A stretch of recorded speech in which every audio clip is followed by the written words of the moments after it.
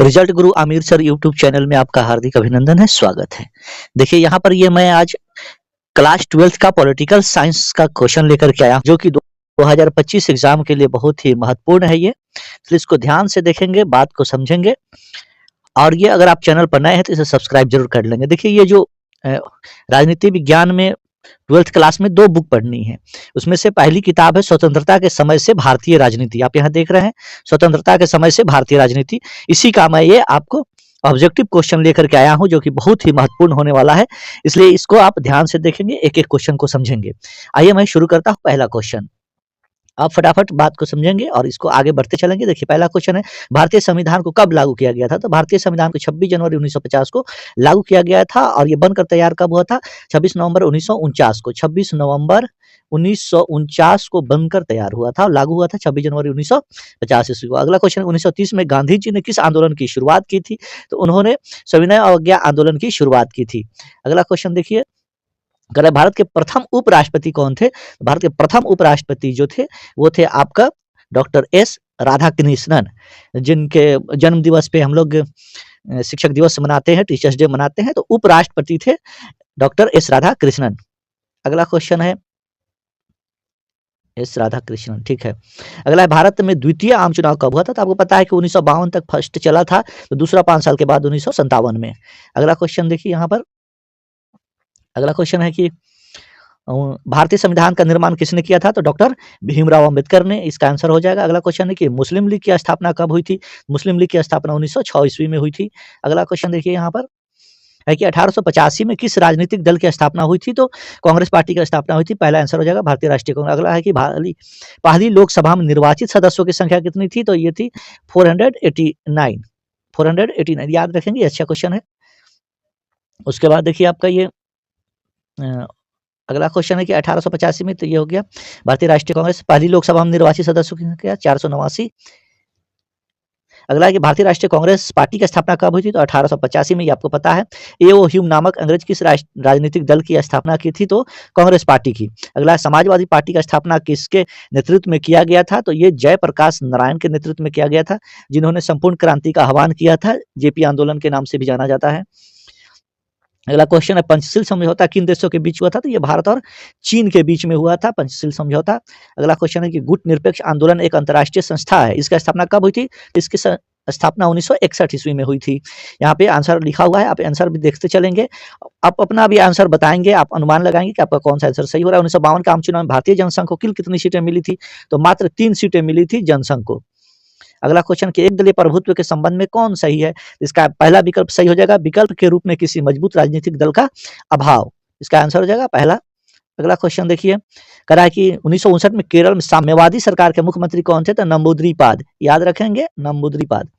अगला क्वेश्चन है इसका है कि साम्यवादी दल की स्थापना कब हुई थी? तो 1924 ईस्वी में साम्यवादी दल की स्थापना हुई थी। अगला क्वेश्चन देखिए यहाँ पर साम्यवादी दल का मुख्य उद्देश्य क्या था? समाजवाद तथा साम्यवाद की स्थापना, गरीब मजदूर किसानों को शोषण से मुक्ति, पूंजीवाद की समाप्ति, उपयुक्त में से सभी। इसका टोटल आंसर हो जाएगा उपयुक्त में से सभी। अगला क्वेश्चन देखिए भारतीय जनसंघ की स्थापना का मुख्य उद्देश्य क्या था? इसका था हिंदू धर्म एवं संस्कृति की रक्षा करना। इसका पहला आंसर हो जाएगा।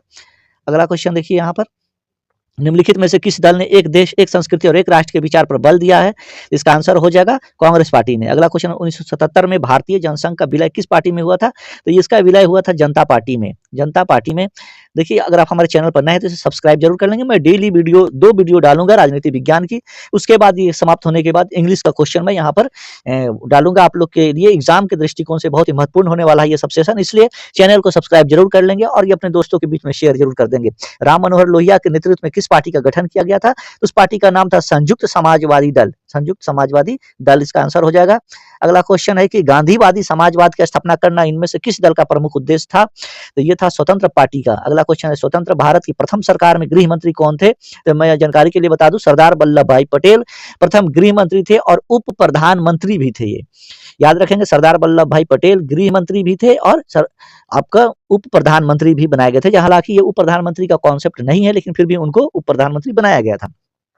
अगला है कि स्वतंत्रता के बाद विभिन्न रियासतों को भारतीय संघ में जोड़ने में किस भारतीय नेता का प्रमुख योगदान रहा है? तो ये सरदार भाई पटेल का ही योगदान रहा है सारी रियासतों को, क्योंकि गृह मंत्री भी वही थे और उनका ये दायित्व भी था। अगला है कि 1951 में आचार्य कृपलानी कांग्रेस से अलग होकर किस पार्टी का स्थापना करते हैं? तो वो किसान मजदूर प्रजा पार्टी का किसान मजदूर प्रजा पार्टी। अगला है कि संस्थागत क्रांतिकारी दल किस देश की राजनीतिक दल है? तो ये है आपको मैक्सिको की। अगला है भारत के द्वितीय आम चुनाव में किस राज्य से कांग्रेस पार्टी को पराजित होना पड़ा और वहां साम्यवादियों की सरकार बनी? तो केरल में। याद रखें, केरल में वहां से आपको कांग्रेस पार्टी को पराजय का सामना करना पड़ा था और वहां पे केरल में पहली बार वहां पे सरकार वहां बनी थी। अगला क्वेश्चन देखिए, गांधी, हाँ कहाँ गया ये, राम मनोहर लोहिया के नेतृत्व में किस पार्टी का गठन किया गया था? तो ये हो गया आपका स्वतंत्र भारत के प्रथम गृह मंत्री कौन थे? सरदार वल्लभ भाई पटेल।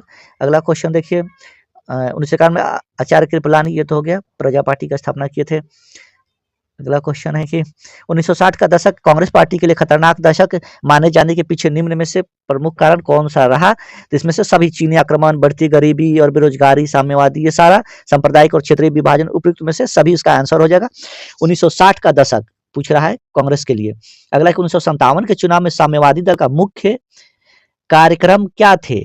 तो ये था आपका सभी राष्ट्रमंडल से भारत को अलग होना, विदेशी उद्योगों का राष्ट्रीयकरण, पूर्ण रोजगार एवं पूर्ण सामाजिक सुरक्षा, उपयुक्त में से सभी। अगला क्वेश्चन देखिए कि 1977 में अनेक समाजवादी गुटों एवं समाजवादी दलों ने किस दल में अपने आप को विलय कर लिया था? इसका आंसर हो जाएगा जनता पार्टी में। जनता पार्टी में विलय कर लिया था 1977 में, जो कि मोरारजी देसाई प्रधानमंत्री बने थे, उन्हीं के नेतृत्व में सरकार का गठन किया गया था। प्रथम गैर कांग्रेसी सरकार भी माना जाता है। गुट निरपेक्षता का क्या अर्थ होता है? तो इसका आंसर हो जाएगा विश्व के किसी भी गुट में शामिल नहीं होना, यानी विभिन्न गुटों से अलग अपने आप को रखना ही गुट निरपेक्षता का अर्थ होता है। तो इसका आंसर हो जाएगा बी। अगला है कि समाजवादी पार्टी की स्थापना कब हुई थी? तो ये 1948 में इसकी स्थापना हुई थी। अगला क्वेश्चन देखिए, अगला क्वेश्चन कर रहा है 1937 ईस्वी में डॉक्टर भीमराव अम्बेडकर ने किस पार्टी की स्थापना की थी? तो रिपब्लिकन पार्टी की स्थापना डॉक्टर भीमराव अम्बेडकर ने 1937 में की थी। अगला क्वेश्चन है कि 1939 में नेताजी सुभाष चंद्र बोस के नेतृत्व में किस पार्टी की स्थापना की गई थी? तो ये फॉरवर्ड ब्लॉक की स्थापना की गई थी सुभाष चंद्र बोस के द्वारा। अगला क्वेश्चन देखिए, 1959 में स्थापित स्वतंत्र पार्टी का संस्थापक निम्नलिखित में से किसे माना जाता है? तो राम गोपालाचारी को। अगला है कि किस वर्ष चीन ने भारत पर आक्रमण किया था? तो 1962 में आक्रमण किया था। 1964 में नेहरू जी की मृत्यु हो जाती है। उसके बाद में आपका अगला देखिए, गुट निरपेक्ष देशों का प्रथम शिखर सम्मेलन कहाँ आयोजित किया गया था? इसका आंसर हो जाएगा बेलग्रेड में। बेलग्रेड में गुट निरपेक्ष देशों का सम्मेलन सबसे पहले बेलग्रेड में किया गया था।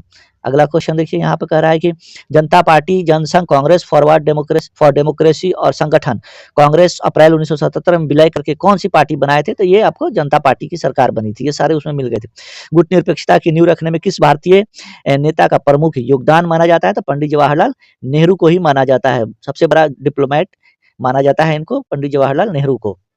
गैर कांग्रेसवाद का नारा किसने दिया था? तो ये जयप्रकाश नारायण जी ने दिया था गैर कांग्रेसवाद का नारा।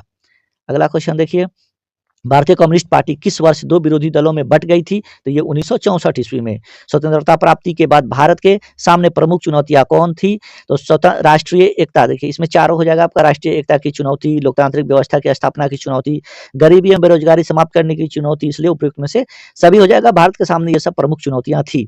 अगला क्वेश्चन है कि कांग्रेस का विभाजन का प्रमुख कारण क्या रहा? सबसे प्रमुख कारण तो लॉर्ड कर्जन का प्रतिक्रियावादी शासन, धार्मिक पुनर्स्थापना, लाल बाल के उग्र विचार, यानी उपयुक्त में से सभी। अगला कि कांग्रेस का प्रभुत्व काल कब से कब तक माना जाता है? तो 1952 से लेकर 1967 में। 1967 में बहुत ज्यादा फेरबदल होता है और 1967 में जहां भी हिंदी स्पीकिंग स्टेट होता है, जहां पे हिंदी भाषा बोली जाती है, वहां पे मैक्सिमम राज्य में कांग्रेस की सरकार हार जाती है, कांग्रेस की सरकार नहीं बनती है। इसलिए 1952 से 1967 तक कांग्रेस का प्रभुत्व वाला काल माना जाता है।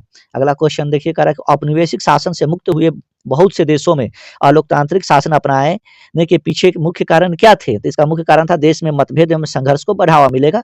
ऑप्शन ए हो जाएगा। अगला है भारतीय निर्वाचन आयोग का गठन कब किया गया था? तो ये किया गया था जनवरी 1950 ईस्वी में। अगला है कि भारत के प्रथम चुनाव आयुक्त कौन थे? तो कई बार पूछता है, ये थे सुकुमार सेन, याद रखेंगे सुकुमार सेन। और जो सुधारात्मक कार्य किए थे वो थे टी.एन. शेषन, जिनको आज भी लोग याद रखते हैं, टी.एन. शेषन को। इसका आंसर हो जाएगा भारत के प्रथम चुनाव आयुक्त सुकुमार सेन थे। अगला क्वेश्चन है कि भारतीय निर्वाचन आयोग का मुख्य कार्य निम्नलिखित में से कौन सा होता है? तो स्वतंत्र एवं निष्पक्ष चुनाव कराना ही इनका मुख्य काम होता है। पंचशील समझौता कब हुआ था? तो ये हुआ था आपको 29 अप्रैल 1954 में। ऑप्शन बी हो जाएगा आंसर। ये था आपका टोटल क्वेश्चन 49। इसको आप ध्यान से देखेंगे। अगर आपको कहीं भी कोई प्रॉब्लम हो तो आप कमेंट बॉक्स में करेंगे। चैनल को सब्सक्राइब कर लें। बहुत बहुत शुक्रिया, बहुत बहुत धन्यवाद। मिलते हैं अगले वीडियो में।